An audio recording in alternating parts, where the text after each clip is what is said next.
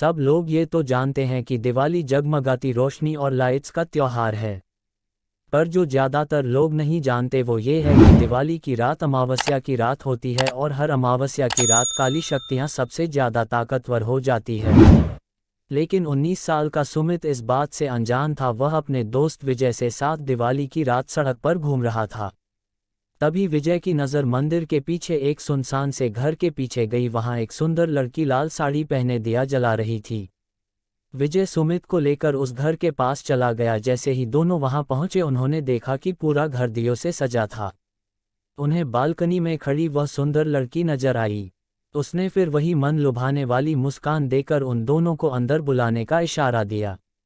घर अंदर से भी उतना ही खूबसूरत सजा हुआ था जितना कि बाहर से। मेज पर खाने के लिए अलग अलग चीजें रखी हुई थी।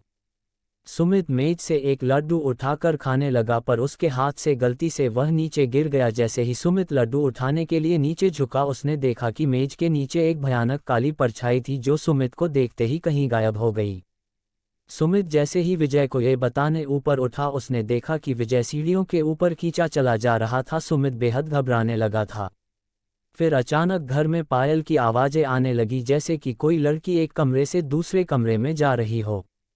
सुमित उस आवाज़ के पीछे पीछे सीढ़ियों से ऊपर चला गया, लेकिन ऊपर जाते ही उसे कमरे के अंदर पंखे से लटकी हुई एक लाश दिखी। सुमित उस लाश का चेहरा देखकर बुरी तरह कांपने लगा, क्योंकि वो किसी और की नहीं बल्कि विजय की ही लाश थी। सुमित डरते डरते पीछे मुड़ा तो उसके ठीक सामने वही सुंदर लड़की खड़ी थी और उसे देखकर मुस्कुरा रही थी। पर इस बार सुमित को वह मुस्कान मन लुभाने वाली नहीं बल्कि बेहद डरावनी लग रही थी।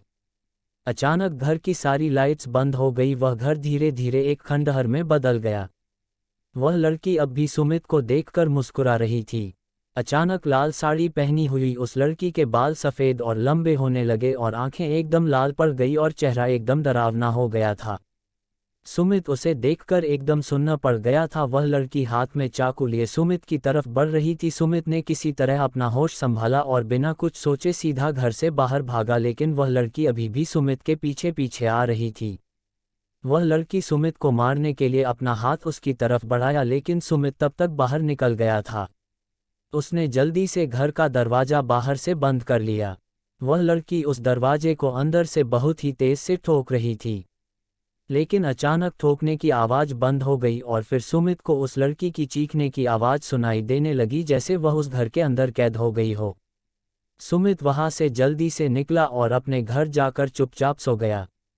अगली सुबह जब सुमित उठा तो उसकी मां ने बताया कि उसका दोस्त विजय कल रात से लापता है। तब सुमित ने पूरा किस्सा अपनी मां को बताया।